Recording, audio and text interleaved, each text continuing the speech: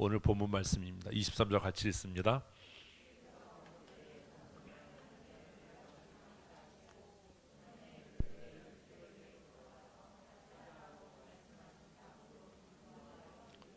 자, 내용이 뭡니까? 빨리 정리해야 돼. 내용이 뭐예요? 누가 하신 겁니까? 주께서 밑줄 쳐야 되는 거예요. 행동의 주체를 항상 이렇게 정해야 돼요. 주께서 밑줄. 주께서 뭐 하신 거예요? 약속하신 것을 이루셨다. 이게 뭐가 어려워요? 그러니까 읽으면 그냥 이렇게 정리하는 거예요. 23절 하나님께서 주께서 뭐 약속하신 것을 이루셨다. 그럼 다시 정리하면 하나님은 하신 약속을 이루시는 분이다. 이루시는 분이다. 여긴 뭐 그런 거잖아요. 근데 그 약속이 누구에게 하신 거예요? 조상들에게요. 그 전에 그들의 열조에게. 그러니 부모 세대는 자녀들을 위해서라도 하나님의 약속을 받아야 되는 겁니다. 내 당대가 아니더라도 내 자녀들의 삶에서 하나님의 약속이 어떻게 되도록 이루어져서 내 자녀가 그 은혜와 복으로 살기를 원한다면, 그리고 우리가 또 성경을 읽으면서 23절을 이렇게 읽었다면 하나님께서 믿음의 선조들에게 하신 약속이 무엇인지를 알아야 그 언약의 결과로 내가 살 거 아닙니까? 그런 것들을 정리하는 거예요. 하나님은 어떤 분이라고요? 열조에게 하신 약속을 그냥 하신 약속이 아니라 열조들에게 하신 약속을 지키시는 분이에요. 23절이 그거예요. 이거 정리하는 거예요. 옆에다가 하나님은 믿음의 조상들에게 하신 약속을 지키시는 분이다. 이게 요약, 정리. 하나님께서 내 믿음의 조상들에게 하신 약속을 나를 통해 누리게 하실 거다. 또 나에게 하신 약속을 내 자녀들을 통해 누리게 하실 거다. 이게 이제 확장이에요. 그리고 믿음의 열조들에게 하신 약속이 무엇인지를 내가 한번 생각해 보는 겁니다. 오늘 이사야에 있는 말씀을 이렇게 주로 살폈는데, 하나님께서 우리의 조상들에게 하신 말씀이 뭐예요? 두려워하지 말고 놀라지 말라예요. 내가 너와 함께하고 너를 돕고 의로운 나의 오른손으로 너를 붙들리라예요. 그렇게 이루실 줄로 믿습니다. 이런 것들을 정리해 가는 거예요. 한 절 읽고 그냥 그거 정리하면 돼요. 이게 뭐가 어렵냐고요. 자꾸 난 못해, 뭐 힘들어 이러니까 안 되는 거지. 국민학교 3학년 실력이 되니까요. 23절은 그거예요. 자, 23절 정리한 거 시작. 하나님은 열조들에게 하신 약속을 이루신다. 이게 뭐가 어렵냐고요. 훈련이 안 돼서 그런 거예요. 다시 한번 시작. 네, 이루셨다. 그거예요. 열조들에게 하신 약속을 이루셨다. 그 구체적인 내용은 별거 같이 많아질 거야. 이 가나안을 차지할 거야. 뭐 그거였죠. 24절 읽습니다. 그 자손들이 들어가서 땅을 차지해야 돼. 주께서 그 땅 가나안 주민들이 그들 앞에 복종하게 하실 때에 가나안 사람들과 그들의 왕과 본토 여러 족속들을 그들의 손에 넘겨 임의로 하게 하심에. 그래서 주께서 또 표를 해야죠. 주께서 하나님께서 어떻게 하셨다고요? 정리. 24절 정리 뭐예요?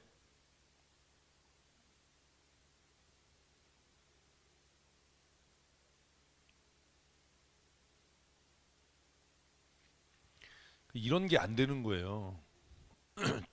자, 24절에서 중요한 단어가 뭡니까? 그건 여러분이 생각한 답이 없어요.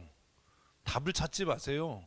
여러분이 읽으면서 이게 24절 전체를 이끌어가는 핵심 가치야 라고 하는 것에 표시하는 거예요. 24절에 중요한 단어가 뭡니까? 이러면 진짜 글을 못 읽는 거예요. 근데 연습을 자꾸 하셔야 돼요. 그러니까 대학 나오고 뭐 전공하고 이거 다 필요 없어요. 우리 학교 교육이 얼마나 웃기냐면 이런 겁니다. 한글로 표현 못할 소리가 없죠. 아이씨, 대답을 하네. 우리 한글로는 표현 못할 소리가 없죠. 그런데요, 표현 못할 소리들이 많거든요. 왜? 국립국어연구원에서 발행하는 맞춤법 표기안에 의하면 표현 못할 소리가 너무 많아요. 그러니까 세종대왕이 만든 그 훌륭한 우리 글을 그 학자들이 망치고 있는 거예요, 사실은. 이거 뭐 이해 못하는구나. 자꾸 그 학습된 사고방식으로 생각하지 말라는 거예요. 답을 찾지 마세요. 응? 답을 찾지 말고 내가 뭘 읽었지, 뭐가 주제지, 뭐가 메인 테마지, 이걸 빨리 찾으셔야 돼요.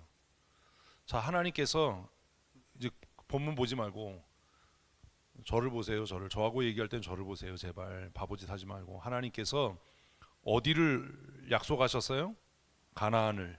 그래서 그 땅을 하나님께서 뭐하게 하셨어요? 차지하게 하셨어요. 그런데 어떤 방법으로 차지하게 하셨어요? 가나안 사람들을 이스라엘 백성들 앞에서 복종하게 하심으로 차지하게 하셨어요. 맞지요? 그러면 핵심 단어가 뭐예요? 복종하게 하실 때가 되는 겁니다. 이게 뭐가 어렵냐고요.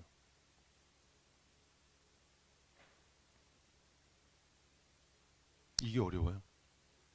연습이 안 된 것뿐이에요. 모르는 게 아니에요. 연습이 안 된 거예요. 그리고 학교에서 배운 거 자꾸 머릿속에 떠올리지 마세요. 도움 안 되니까. 저는 개인적으로 정말 한글이 발전하려면 맞춤표 표기한 뭐 국립 그거 이거 다 없어져야 돼. 젊은 애들이 백 이런 단어 쓰잖아요.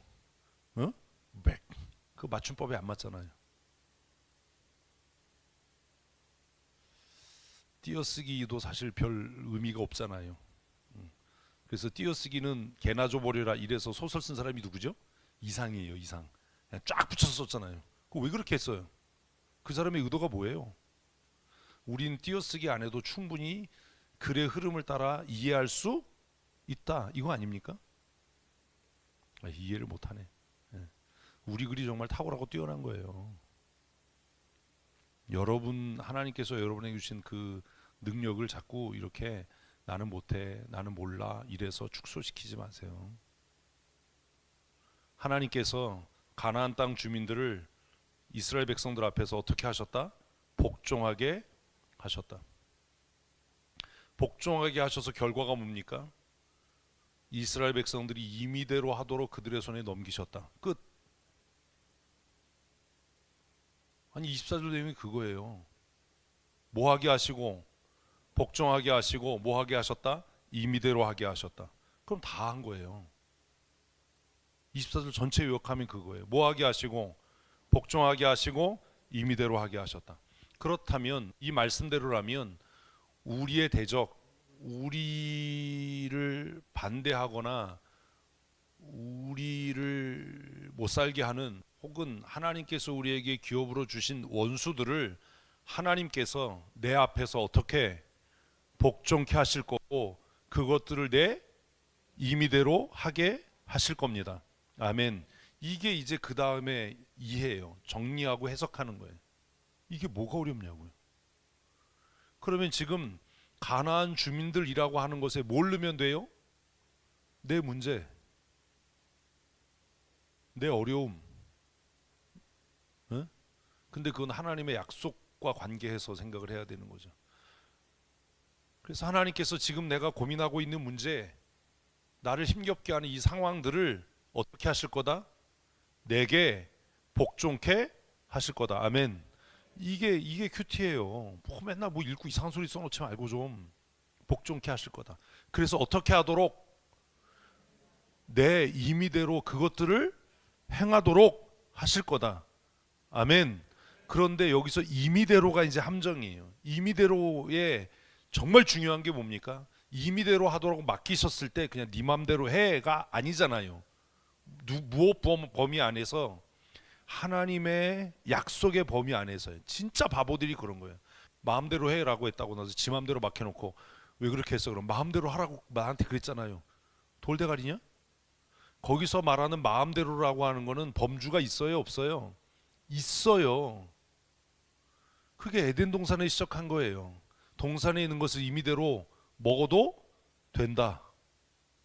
먹어도 된다면서요. 그래서 선악을 알게 하는 나무 열매 먹었는데요. 이 소리를 하는 거하고 똑같은 거예요.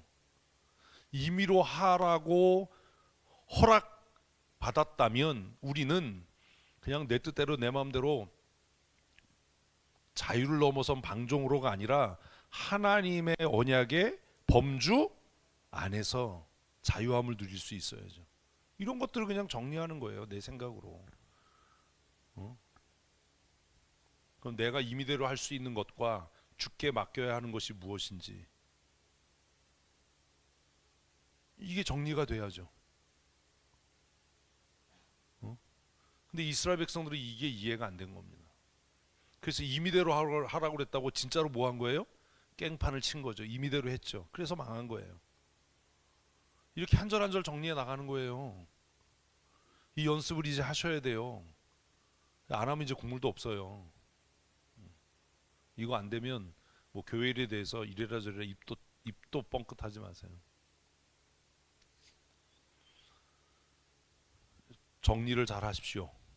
성경 읽을 때 형광펜을 들든 삼색 볼펜을 들든 색연필을 들든 무언가를 들고 이렇게 표시하고 글의 흐름을 정리하는 훈련을 해야 됩니다. 그래서 24절에 저에게 하라고 그러면 저는 두 단어를 딱 이야기할 겁니다. 뭐? 복종과 임의대로입니다. 이 두 단어만 외우면 이야기가 되죠. 하나님께서 가나안 백성들을 복종케 하셨고 이스라엘 백성들에게 임의대로 하도록 위임하셨다. 두 단어 외우면 다 끝나는 거예요. 이걸 어떻게 통째로 다 외웁니까? 철학책을 어떻게 통째로 다 외웁니까? 주체는 누구예요? 하나님입니다. 주께서. 그러면 정리해라. 24절 정리해라 그러면 주께서 복종하게 하셨고 임의대로 행하도록 하셨다. 끝. 하나도 안 어려워요. 난 몰라요. 뭐 잘 못해요. 이런 소리 하지 마세요. 자꾸 시도해 보는 거예요. 시도. 그리고 자기가 묵상한 걸 누가 나눠보는 거예요. 그러면 아, 내가 어디서 실수했는지, 어디에서 착각을 했는지를 알게 돼요. 자, 23절 뭐였어요? 열조에게 하신 약속을 지키셨다. 그래서 그 지키신 결과가 뭐냐 하면 가나안 백성을 복종하게 하셔서 이스라엘 백성들에게 임의대로 하게 하셨다. 두 절 다 외운 거예요. 간단하잖아요. 네? 그죠? 그러면 23절과 24절을 확 싸잡아서 한 단어로 요약해라 그러면 뭐예요? 은혜예요. 은혜. 예? 하나님의 은혜. 23절과 24절에 나타난 하나님은 어떤 분이에요? 열조들에게 하신 약속을 지키시는 분이에요. 어떻게요? 원수를 복종케 하시고 그들을 임의대로 하도록 나에게 위임하시는 분이에요. 어떻게 물어도 그를 이해하고 나면 답할 수 있어요. 외운 걸 얘기하는 게 아니라. 하나님은 그런 분이에요. 그 하나님이 어제나 오늘이나 영원토록 동일하시기 때문에 내 삶에도 이 법칙은 적용 됩니다. 믿으십니까? 아멘. 그러니 하나님은 우리의 믿음의 조상들에게 언약하신 것을 어떻게 하실 거고 이루실 거고 내 앞에 원수와 대적들을 나에게 복종케 하셔서 그들을 임의대로 하도록 나에게 위임하시고 위탁하실 겁니다. 아멘. 이해 안 되는 거 있으면 질문하세요. 어려운 부분이 있으면 얘기하세요. 이런 거예요. 여기까지는 은혜예요. 응? 그래서 23, 24는 뭐? 하나님의 은혜. 네, 하나님의 은혜. 과거에 베푸신 하나님의 은혜. 25절 읽습니다. 그들이 견고한 성읍과 기름진 땅을 점령하고 모든 아름다운 물건이 가득한 집과 판 우물과 포도원과 감람원과 허다한 과목을 차지하여 배불리 먹어 살찌고 주의 금복을 즐겨 싸우나. 이건 뭐예요? 결과예요. 그죠? 결과. 우리의 삶도 그런 거예요. 하나님께서 우리의 믿음의 열조들에게 하신 약속을 나를 통해 이루실 거고, 그죠? 그리고 그것들을 나로 하여금 누리게 하실 거예요. 자, 그렇다면 25절에서 중요한 핵심 단어가 뭡니까? 즐겨 싸우나예요. 특별히 중요한 건 뭐예요? 나예요. 나. 나가 뭐예요? 이건 배신했다라는 얘기입니다. 그죠? 나. 즐겼다 이러면 됐는데 즐겨 싸우나 이러니까 뭐가 뒤집어지는 겁니다. 아, 그러면 이 뒤에 뭐가 나오겠구나. 뭐가 나와요? 반역과 배신이 나오겠죠. 그 뒤에 안 읽어봐도 아는 거예요. 이렇게 되면. 그래서 25절 정리하면 뭐예요? 하나님이 주신 은혜를 즐기면서도 이스라엘 백성은 배반했다라는 겁니다. 우리의 적용이 뭐가 돼야 돼요? 하나님의 은혜는 뭐 해야 돼요? 즐겨야 돼요. 지금 계속 주일 설교가 그거잖아요. 뭘 하라고요? 하나님의 은혜를 즐기십시오. 즐기십시오. 그러나 뭐 하지 마라? 반역하지 마라. 배신 때리지 마라. 하나님을 노엽게 하지 마라. 그거예요. 우리가 집사가 되고 장로가 되고 권사가 된 것도 하나님이 주신 은혜를 즐기고 있는 겁니다. 누리고 있는 겁니다. 그죠? 아니에요? 뭐 대답을 안 해. 그렇잖아요. 그렇다면 그 은혜에 합당하게 살아야지 배신하고 반역하면 죽음입니다. 교회 직원들 정신 차려야 됩니다. 그래서 25절의 핵심 단어는 뭐라고요? 즐겨 싸우나요. 즐겨 싸우나. 점령하고 배불리 먹고 즐겼다. 뭐하고? 점령하고 뭐하고? 배불리 먹고 즐겼어요. 이것이 그들을 교만하게 했어요. 하나님께서 우리에게 주신 복이 때로 우리를 교만하게 하고 있지 않는지 그래서 돌아보아야 하는 겁니다. 이런 것들을 정리하는 겁니다. 그래서 한 절 읽으면 한 절의 핵심 단어, 그 한 절 전체의 내용을 이끌어가는 그 단어들을 찾고 정리하는 게 능력입니다. 답은 없습니다. 아무거나 하나 정하면 돼요. 근데 아무거나 하나 정하는 게 실력이겠죠. 근데 그건 아무거나 하나 정해서 실패를 해봐야 이게 왜 아닌지를 깨닫게 되면 실력이 늘어요. 아무것도 안 하면 그냥 아무것도 아닌 거예요. 자꾸 시도를 해야 뭐 나아지는 겁니다. 내가 이 25절에서 이 단어를 나는 핵심이라고 생각했다. 얘기하다 보면 그게 아닌 것 같네. 내가 잘못 생각했네. 그러면 또 다음에는 더 나아지겠죠. 근데 아무것도 하지 않으면 그냥 멍청한 그대로 있는 겁니다. 저하고 할 때는 이게 쉬운데 쉽지는 않을 겁니다. 네, 하셔야 됩니다. 그래서 핵심은 뭐라고요? 나예요. 나. 한 단어. 나가 단어야 사실. 한국말이 이래서 어려운 거야. 즐겨 씁니다 하고 즐겨 사우나는 너무 다른 얘기거든요. 사우나를 가면 안 되나? 즐겨 사우나. 그 다음에 뭔가 찝찝하다. 26절.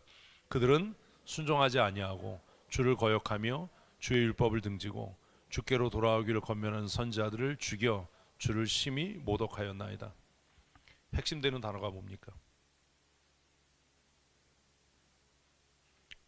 핵심은 모독하였다예요. 모독하였다. 불순종, 율법을 어긴 것, 선지자를 죽인 것, 그럴 수도 있어요. 그럴 수도 있어요. 그런데 그 행위가 진짜 중요한 건 뭐예요? 하나님을 모독했다라는 겁니다. 어떻게 해요? 심히요. 심히. 예배 시간에 지각할 수 있어요. 거짓말할 수도 있지요. 배고프면 남의 거 훔칠 수도 있어요. 그게 중요한 게 아닙니다. 진짜 중요한 게 뭐예요? 내 행위가 하나님을 모독하는 행위냐인 겁니다. 이런 겁니다. 예배 시간에 대놓고 코를 골고 자요. 응? 그거 하고 자면서 안 자는 척해서 다른 사람들이 그 사람이 자는지 안 자는지 잘 몰라요. 어떤 게 더 나쁜 거죠? 이제 조금 똑똑해져도 둘 다 이런 소리 하지 마세요. 제가 어떤 게 더라고 얘기를 했어요. 더! 어떤 게 더 나쁜 거죠? 안 자는 척 하는 거예요. 왜요? 그건 하나님을 심히 모독하는 행위예요. 피곤해서 잘 수 있죠. 피곤하면 예배 시간에 코 골 수도 있죠. 되게 피곤한가 보다. 힘든가 보다. 그런데 졸면서 안 조는 척 하는 건 이미 자신이 해서는 안 되는 일을 하고 있다는 걸 자신이 알고 있는 거고,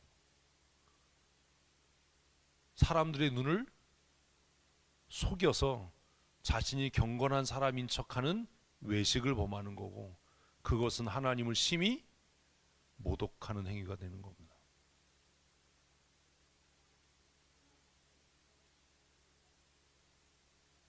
이해되십니까? 도둑질하는 게 죄고 거짓말하는 게 죄다. 사실 이게 중요하지 않아요. 도둑질 안 하고 거짓말 안 하는 사람이 어디 있습니까? 고미자 원생도 불리해지면 거짓말 하잖아요. 그냥 본능적으로 나오잖아요. 그리고 나서 캐물으면 내가 왜 그랬지? 내가 아까 그렇게 얘기했어? 이러잖아요. 그게 우리의 죄성이에요. 그건 어떻게 할 수가 없어요.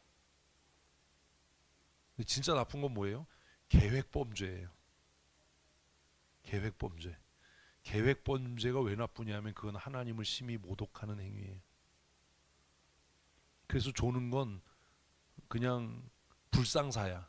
예배 시간에 코 골고 조는 건 뭐라고요? 그 불상사야. 그건 계획되지 않은 거야. 계획됐으면 그 사람 코 안 골았어.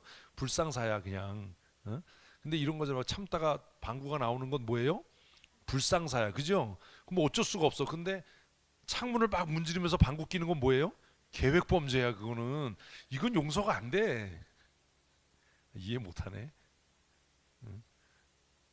택시에서 그랬다면서요. 막 창문을 막 문지르면서 조금씩 뽕뽕뽕뽕 싸는데 방구를 꼈는데 택시 운전사가 냄새는 어떡할 건데 뭐 이러면 이제 이건 계획범죄. 그들은 하나님께서 주신 은혜를 뭐 하면서 즐기면서 벌써 진짜 붕어인가? 뭐 하면서 즐기면서 하나님을 모독했어요. 이건 끝이에요. 직원들 정신 차려야 돼요. 내가 집 사고 건 사고 장로로서 누리는 게 있어요. 즐기는 게 있다고요. 고민정 선생님 있지요? 있잖아요. 그런데 그렇게 하면서 하나님을 심히 모독하면 어찌 살겠습니까? 어찌 살려둘 수 있습니까? 하나님께서 우리에게 주신 은혜를 우리가 누려요. 누릴 때는 마음껏 누려요. 내가 권사인데, 내가 집사인데, 내가 장로인데, 그거 뭐 내가 임의대로 못하냐, 뭐 이래요. 말로는 안 해도 무엇으로? 심정적으로. 그래서 때론 섭섭할 때도 있잖아요. 내가 그래도 권사인데 왜 나 무시하지? 왜 내가 무시당하지? 이런 마음 한 번도 안 들어본 권사님 있으면 손 들어봐요. 없잖아요. 우리 다 그 은혜를 뭐 하잖아요? 누리잖아요. 그죠? 그러면서 뒤돌아서서는 뭐 한다고요? 그 은혜를 주신 하나님을 심히 모독하는 짓을 겁없이 하는 거예요. 어떻게 살겠습니까? 그래서 생각해야 돼요. 내가 지금 주신 은혜를 누림이 무엇인지를. 혹시 내가 고의적으로 아주 치밀하게 계획 세워서 하나님을 심히 모독하는 행위를 하고 있지는 않은지. 그게 도피성 규정이에요. 이해되세요? 도피성이 있어도요, 고의적인 살인은 용서되지 않아요. 우발적인 사고는 어디로 피하면, 도피성으로 피하면 용서받고 구원함을 얻지만, 우발적인 사고를 가장한 살인 행위는 도피성으로 들어가도 끄집어내서 죽이는 게 법이에요. 우발적으로 범죄하고 우발적으로 실수하는 것을 뭐라고 그러지 않습니다. 제가 얘기했잖아요. 이사명 목사가 날아가는 방구 붙잡고 시비 걸지 마라. 응? 살다 보면 방귀 낄 수도 있지. 그렇죠? 맞아요. 그런데 그 행위가 뭐라면 계획되고 그 행위가 치밀하게 준비돼서 행해진 하나님을 모독하는 행위라면 어떻게 살아남을 수 있겠냐? 예, 고민해야 되는 겁니다. 하나님이 주신 은혜를 충분히 누리십시오. 권사로 집사로 충분히 누려야 합니다. 그러나 그것을 누리면서 그 특권을 가지고 하나님을 심히 모독하는 행위를 하지 마십시오. 아멘 하셔야 됩니다. 이게 굉장히 두려운 일입니다. 진짜로 죽습니다. 용서의 여지가 없습니다. 그런데 그들이 어떻게 함으로 하나님을 모독했다고요?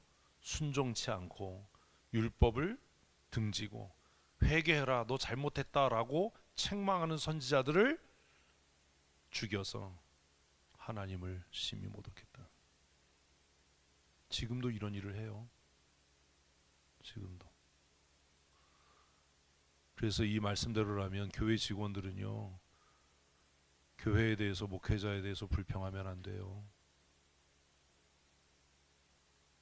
그게 여기에 해당하는 거예요.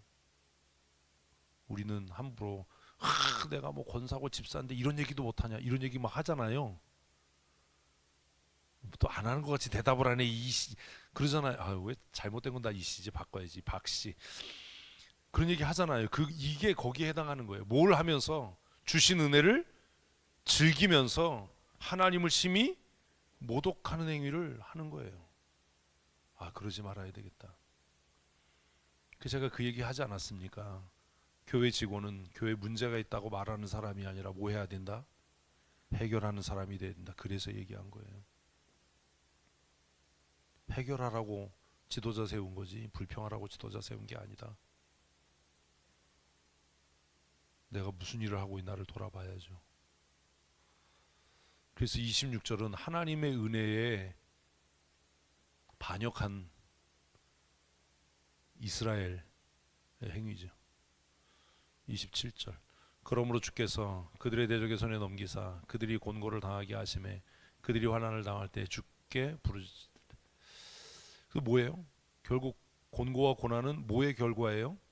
하나님을 심히 모독한 결과예요. 그러니 뭐 이렇고 저렇고 변명할 것도 없어요. 그런데 그들이 그 고난을 통해 하나님께 부르짖었어요. 그러니 고난이 뭐예요?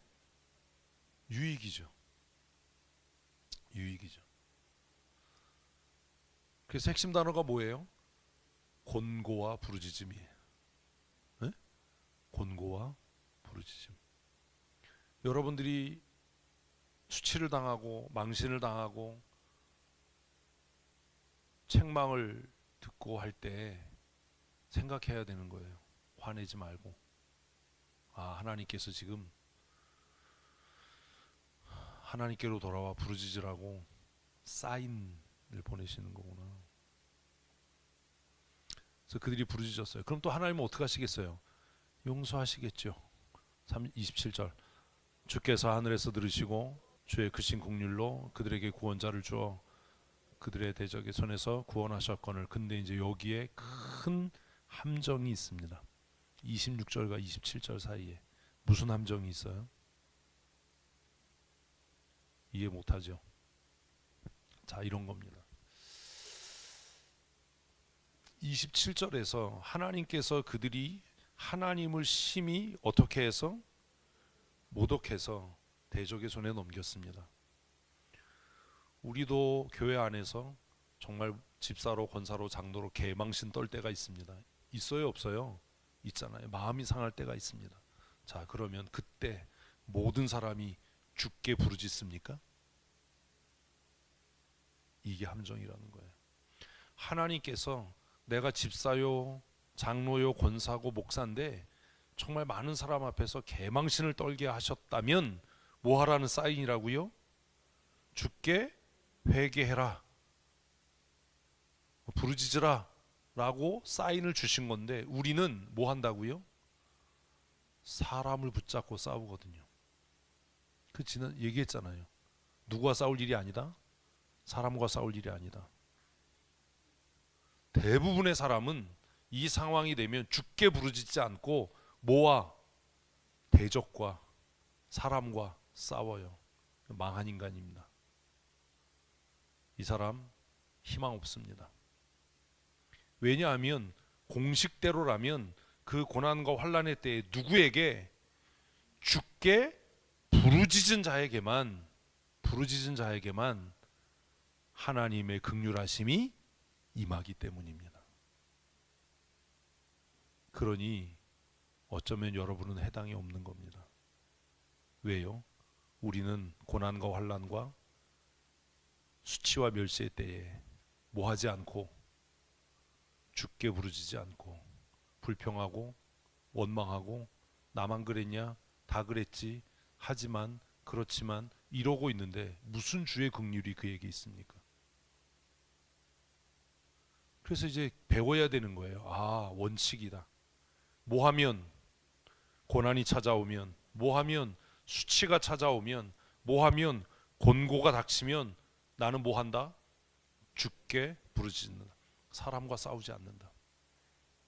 직장에서도 누가 나를 힘들게 하고 어렵게 하면 우리는 그 사람하고 싸워요. 아, 이게 아니구나. 지금 하나님께서 이런 곤고를, 이 곤란함을 나에게 주시는 이유는, 이 낯뜨거운 상황을 경험하게 하시는 이유는 뭐 하라고? 나하고 좀 얘기하자. 너 나하고 좀 단판 짓자. 죽게 부르짖어라 라고 말씀하시는 것이니 이제 내가 누구에게로? 죽게 나아가 죽게 부르짖는다. 이게 적용이 돼야 되는 거예요. 고난당한다고 모든 사람이 죽게 부르짖나요? 그렇지 않습니다. 그래서 지켜보는 겁니다. 한 번, 두 번, 세 번. 사람하고 자꾸 싸우려고 그러지. 너 지금 나한테 자꾸 덤비려고 그러지. 너 땡이요. 지금 이 고난과 수치를 통해서 누구에게? 죽게 부르짖고 주님과 해결하라고 주님께서 너를 대화의 자리로 초청하시는데 너 왜 자꾸 나한테 엉겨붙냐? 넌 땡친 거다. 그에게는 뭐가 없어요? 하나님의 크신 긍휼이 없어요. 하나님이 뭐 은혜로우시고 자비로우시다고요? 웃기는 소리 하지 마라. 어떤 사람들에게만요? 죽게 부르짖는 자들에게요. 착각하지 마세요. 그래서 글을 잘 읽어야 되는 거예요. 그래서 생각해야 되는 거예요. 나는 고난과 환난의 때, 망신과 수치의 때에 죽게 부르짖는가? 근데 보십시오. 논리적으로 생각해 봅시다. 어떤 사람이 고난을 당하고 책망을 듣고 개망신을 떨었어요. 그래서 정말 주님께 부르짖었어요. 그러면 그 사람이 그 똑같은 일을 할까요, 안 할까요? 크게요. 할까요, 안 할까요? 이해되세요? 근데 그 똑같은 일을 또 한다는 건 뭐예요? 주님께 부르짖지 않았다는 증거예요. 무슨 나도 뭐 하나님 앞에 기도했는데 웃기는 소리 하지 마라.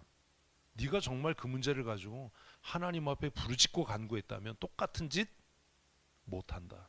안 하는 게 아니라 못한다. 낯이 뜨뜻해서. 성경 읽으면 인생이 달라진다니까요. 28절 그들이 평강을 얻은 후에 다시 주 앞에서 악을 행함으로 이거 그냥 그럼 이제 알아야죠. 아, 우리는 뭐 어쩔 수 없어. 그냥 그러고 사는 거야. 죄장아찌야. 주께서 그들을 원수의 손에 버려두사 원수들에게 지배를 당하게 하시다 가. 이것도 재밌잖아. 뭐예요? 핵심이 가. 아까는 나. 순서가 바뀌었네. 가나가 돼야 되는데 나가가 됐네. 네? 그런 거예요. 핵심 단어가 뭡니까? 평강 그리고 다시. 악이 아니라 다시예요. 다시. 다시다가 아니에요. 응? 평강과 다시. 또 하나를 더 찾아라 그러면 버려두사. 이렇게 되는 겁니다. 요것만 이렇게 칼라링 해놓으면 이야기가 이어지죠. 하나님 앞에 부르짖어서 하나님께서 그들을 원수의 손에서 건져서 뭐하게 하실 때, 평강을 얻게 하실 때 다시 악을 행해서 하나님께서 그들을 버려 두셨다. 그러다 가 28절 후반절, 그들이 돌이켜 주를 부르짖으면 또 똑같은 거예요. 아, 이런 거구나. 그래서 확실하게 마음에 결심해야 되는 거예요. 한번 문장으로 해보십시다. 시작. 이거 안 되는 거예요. 이게 나는 언제 고난의 때에 뭐하는 주께 부르짖는 사람이 되겠습니다. 이게 안 되는 거예요. 이게 나는 수치의 때에, 나는 멸시를 당할 때, 나는 사람들 사이에서 갈등이 생길 때 뭐하는 주께 부르짖는 자가 되겠습니다. 이게 돼야 되는데 큐티하고 이게 안 되는 거예요. 내가 경제적인 어려움을 만났을 때 나는 주께 부르짖는 자가 되겠습니다. 우리의 삶에 어떤 어려움이 닥칠까요?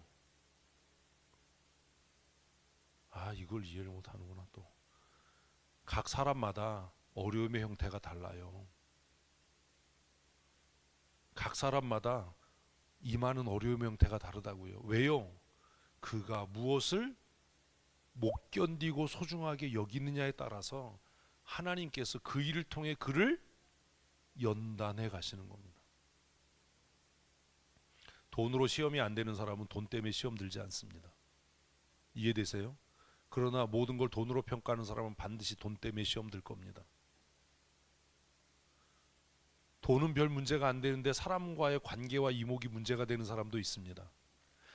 아무것도 문제가 안 됩니다. 돈도 문제가 안 되고 사람 사이에서도 문제가 안 돼요. 근데 자기 자존심에 걸려 넘어지는 사람은 꼭 무엇 때문에? 그 자존심 때문에 걸려 넘어지게 될 겁니다. 우리가 무엇을 귀하게 여기고 무엇의 약점인지 하나님도 아시고 마귀도 압니다. 그러니 하나님도 우리를 연단하실 때 우리의 약점을 통해서 연단하실 거고, 마귀도 우리를 시험할 때 무엇을 통해서? 내가 가장 소중하게 여기는 그것을 통해서 우리를 쓰러뜨릴 겁니다. 그러니 문장으로 만들어야 되는 겁니다. 뭐요? 내가 가장 취약한 그것. 그래서 어떤 사람은 난 자존심 건드리면 나는 폭발해, 뚜껑이 열려, 이러면 나는 내 자존심이 뭉개질 때 하나님께 부르짖겠습니다. 이게 돼야 되는 거예요. 무슨 엉뚱한 소리 하지 말고. 다른 건 다 괜찮은데 나는 돈이 너무 힘들고 돈 문제가 너무 어렵고 이러면 하나님, 내가 경제적으로 어떻게 될 때, 어려워지고 압박받을 때 그때 내가 주께 부르짖겠습니다. 내 약점이요 결국 하나님을 배신하게 해요. 응? 그걸 문장으로 만들어야죠. 굉장히 이타적이고 남들이 볼 땐 천사표 같은 사람들, 그 사람들의 대부분 공통점이 뭔지 아세요? 사람들을 많이 안 겪어봐서 모르나? 그런 사람들의 상당수가 자존감이 낮아요. 자존감이 낮기 때문에 다른 사람한테 어떻게 보이는 거예요? 천사처럼 보이는 거예요. 다 양보하고 다 베풀고 다 희생하고. 근데 그걸 자기만 몰라요.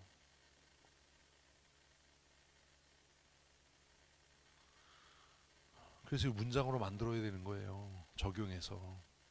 나는 내 삶에 내가 가장 두려워하는 무엇이, 그것이 임할 때. 이게 어디서 나온 건지 아세요? 욥의 고백이에요. 욥의 고백. 욥이 뭐라고 이야기합니까? 내가 두려워하는 것이 내게 임하고 내가 무서워하는 것이 내게 미쳤다. 사단은 그렇게 역사를 해요. 하나님도 그렇게 우리를 연단해요. 내가 두려워하는 그것, 내가 평생 얻으려고 애썼던 그것. 그래서 문장으로 만들어야 되는 겁니다. 내 삶에 이런 일이 닥칠 때 나는 누구에게? 주께 부르짖기로 결정했다. 잊지 말아야 돼요. 잊지 말아야 돼요. 자존심이 상할 때, 경제적으로 어려워질 때, 병들 때 나는 주께 부르짖기로 결정했다. 이거 배워야죠. 그랬더니 하나님께서 또 긍휼로 건지시는 겁니다. 같이 읽습니다. 다시 주의 율법을 복종하게 하시려고 그들에게 경계하셨으나 그들이 교만하여. 하나님께서 우리에게 회복의 은혜를 주시는 목적이 뭐라고요? 예? 율법을 복종하게 하시려고 해요. 그래서 이것도 이제 정리해야 되는 거예요. 29절에 하나님께서 내 부르짖음에 응답하시고 회복해 하시는 목적은 율법에 복종하라고 은혜를 주시는 거구나. 그런데 그 율법에 복종하지 못하는 이유가 뭡니까? 나의 교만입니다. 뭐 겸손하다고요? 웃기는 소리 하지 마세요. 나의 교만입니다. 우리가 언제 그랬냐고요? 말라기하고 똑같잖아요. 그들이 교만하여. 같이 있습니다. 사람이 준행하면 그 가운데서 삶을 얻는 계명을 듣지 아니하면. 요까지 이제 정리하면 계명이 뭐예요? 에이, 계명이 뭐예요? 나를 살게 하는 거예요. 아유, 진짜 바본가. 계명이 뭐라고요? 나를 살게 하는 거예요. 이게 정리가 안 되니까 성경대로 사는 게 힘든 거예요. 계명이 뭐라고요? 나를 살게 하는 거예요. 이렇게 정리하는 거예요. 이렇게 정리한 사람이 무슨 헛소리를 하겠습니까? 왜 성경대로 해야 되냐? 성경대로 하는 게 어떻게 가능하냐? 그게 어려운데 그렇게 하는 교회 있냐? 이런 소리 하겠냐고요. 이걸 정리한 사람이. 계명이 뭐라고요? 나를 살게 하는 거예요. 나를 살게 하는 것. 근데 그거 듣지 않아요. 망할 놈은. 주에부터 시작. 주의 규례를 범하여 고집하는 어깨를 내밀며 목을 굳게 하여 듣지 아니하였다. 죽기로 작정했다. 이거잖아요. 표현이 너무 재밌어요. 근데 뭐래요? 고집하는 어깨를 내밀며. 어깨를 내밀었다는 게 뭐예요? 힘썼다는 거지. 그래서 우리도 뭐 하면 뭐래요? 어깨에 힘 빼지 그러잖아요. 고집하는 어깨를 내밀며 목을 굳게 하여. 뭐 하지 않아요? 듣지 안 듣는 게 제일 나쁜 놈이에요. 뭐 일 열심히 하고 이거 다 필요 없어요. 듣는 게 최고예요. 믿음은 들음에서 나고요. 그래서 제가 얘기했잖아요. 믿음 좋은데 고집 세요. 이런 건 없다. 안 듣는데 무슨 믿음이 있냐. 안 듣는데. 안 들으면 끝이지. 30절. 그러나 주께서 그들을 여러 해 동안 참으시고 또 주의 선지자들을 통하여 주의 영으로 그들을 경계하시되 그들이 듣지 아니하였으므로 열방 사람들의 손을 넘기시고. 계속 반복되는 거예요. 뭐예요? 은혜와 반역. 반복되는 거예요. 31절. 주의 크신 긍휼로 그들을 아주 멸하지 아니하시며 버리지도 아니하셨사오니 주는 은혜로우시고 불쌍히 여기시는 하나님이시니라. 그래서 이제 정리. 하나님 어떤 분이에요? 은혜로우시고 불쌍히 여기시는 분이에요. 내 하나님 어떤 분이에요? 은혜로우시고 나를 불쌍히 여기시는 하나님이에요. 그러니까 기도할 때 그렇게 기도해야 돼요. 또 이제 뭐 뻘짓했어. 그래서 이제 직사게 야단 맞고 이제 자존심 상하고 상처를 입었어. 하나님 뭐 이게 아니라 하나님 나를 불쌍히 여기시고 내게 은혜를 베풀어 주십시오. 내가 또 뻘짓했습니다. 이래야죠. 하나님은 은혜로우시고 불쌍히 여기시는 분이십니다. 아멘. 읽습니다. 우리 하나님이여 광대하시고 능하시고 두려우시며 언약과 인자하심을 지키는 하나님. 이제 두 번째 하나님은 어떤 분이라고요? 광대하시고 능하시고 두려우시며 그거 다 필요 없어요. 뭐예요? 언약을 인자하심을 지키시는 분이. 하나님 어떤 분이라고요?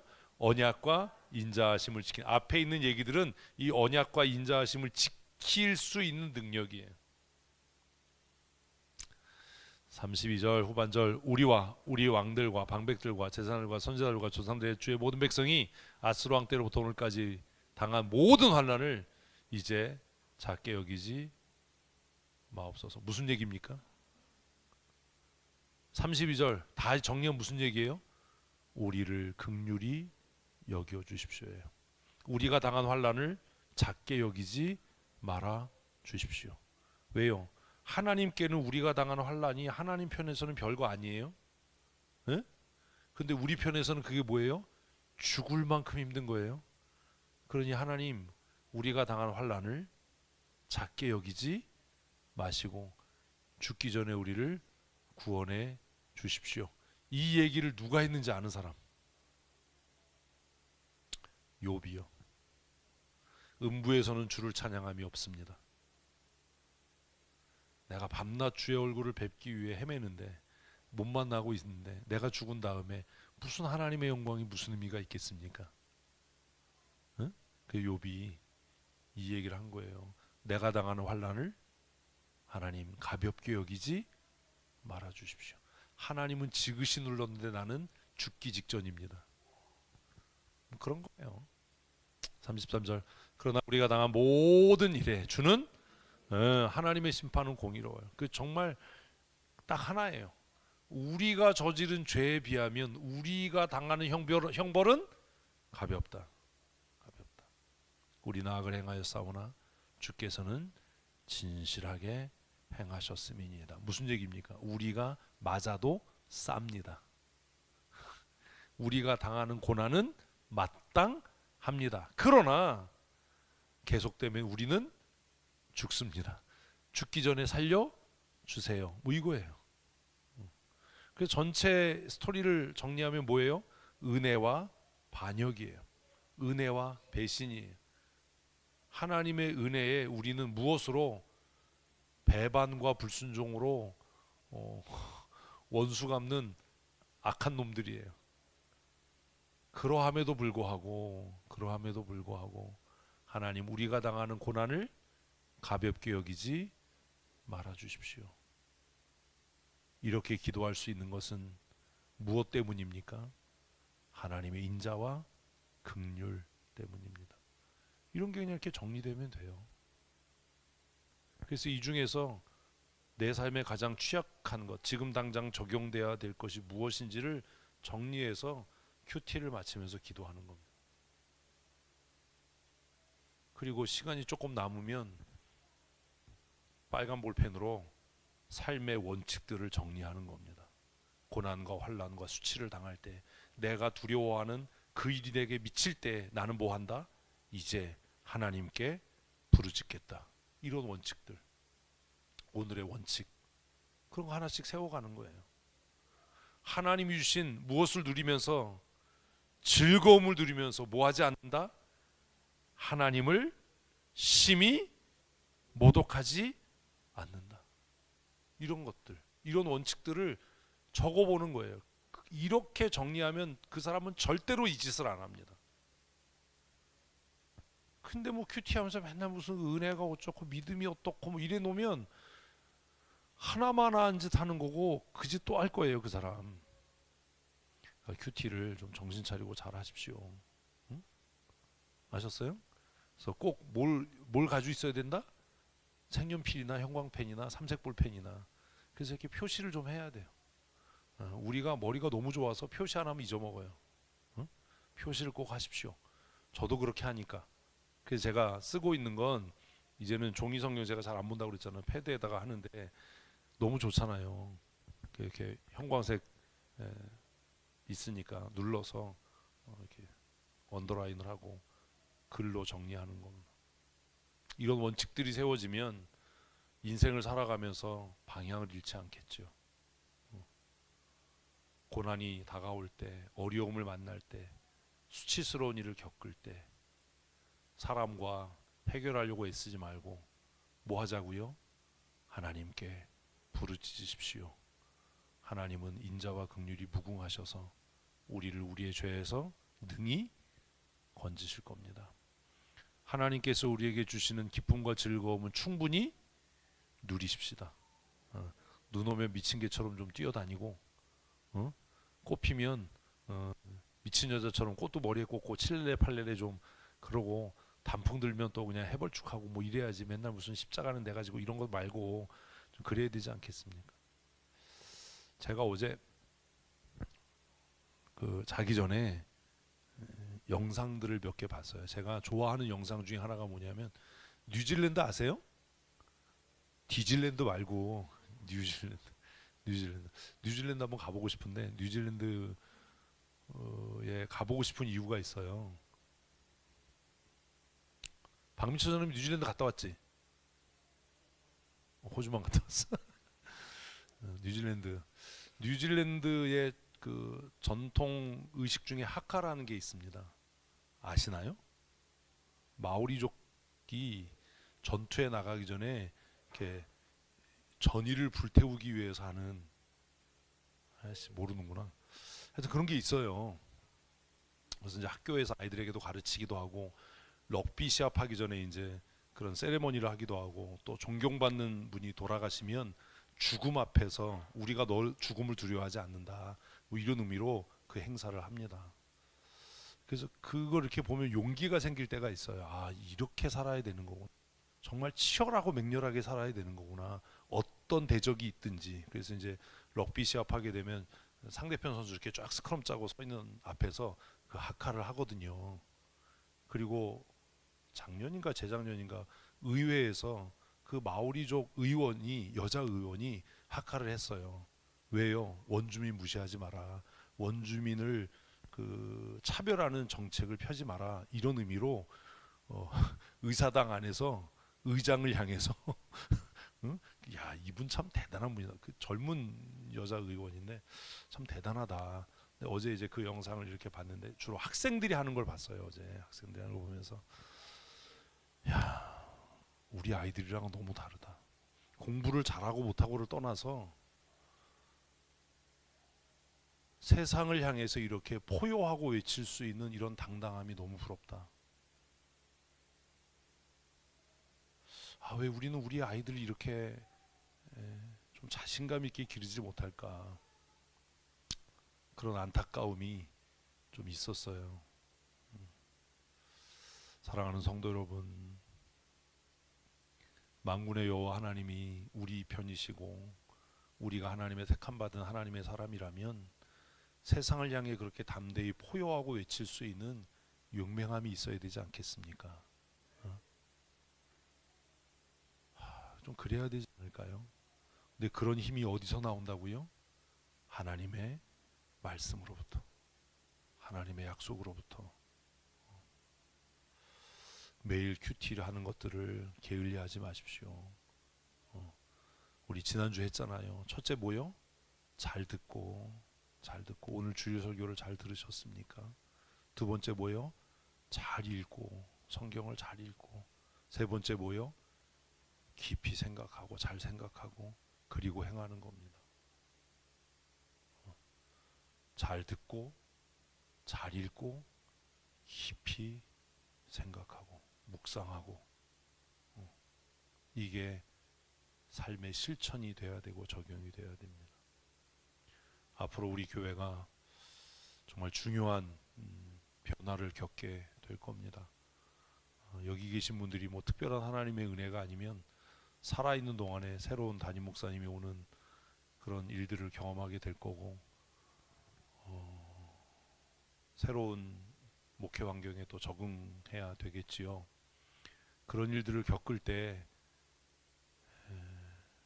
세상이 감당할 수 없는 그런 강력한 교회로 계속해서 지금까지 해왔던 일들을 감당하려면 여러분들이 하나님의 말씀에 사로잡혀서 그 말씀대로 살지 않으면 세상이 교회를 향해 사는 도전은 만만치 않습니다. 어떻게 이겨나가겠습니까? 매일, 이제 내일부터 또 12월 첫날인데 그동안 밀렸던 거 뭐 다 하겠다 이런 그 되지도 않을 그 용기를 내지 마시고 내일부터 11월 첫날 작심삼일일지라도 4일째 다시 마음 먹으면 되니까 내가 매일 말씀을 묵상하고 매일 성경을 읽고 매일 1분이라도 기도하겠다, 이런 결심을 해서 내일 말씀을 묵상하고 지금 한 것처럼 핵심 단어가 뭔지, 주제가 뭔지, 그리고 내가 이걸 어떻게 내 삶에 적용하고 무엇을 위해 기도할지 이렇게 실천해보고, 그리고 받은 바 은혜를 또 함께 공유하고, 남들이 올린 것 읽고 끝내지 말고 읽었으면 이렇게 좀 댓글도 달고 질문도 하고 함께 만나서 나눔을 하지 못하지만 온라인상에서 이렇게 말씀을 함께 나누는 그런 일들이 풍성해져서 상대편 선수 앞에서 죽음 앞에서 용맹하게 소리치고 외치는 그 마오리족 전사들처럼 세상 앞에서 하나님의 사람으로 용맹하게 외치고 전진할 수 있는, 골리앗을 향해서 맹렬하게 달려들었던 다윗처럼 그런 믿음의 사람으로 멋지게 한번 살아봐야 하지 않을까, 그런 생각을 어제 잠들기 전에 그 학생들이 하는 그 세레모니를 보면서 우리 교회에서 자라는 아이들이 이렇게 좀 용맹한 정말 강한 그리스도의 용사가 됐으면 좋겠다, 그런 생각을 했는데 우리 어른 세대가 이런 것들을 잘 실천할 수 있었으면 참 좋겠습니다. 지금 사도행전 읽으시죠? 대부분? 뭐 대답을 안 해. 사도행전 읽으시죠?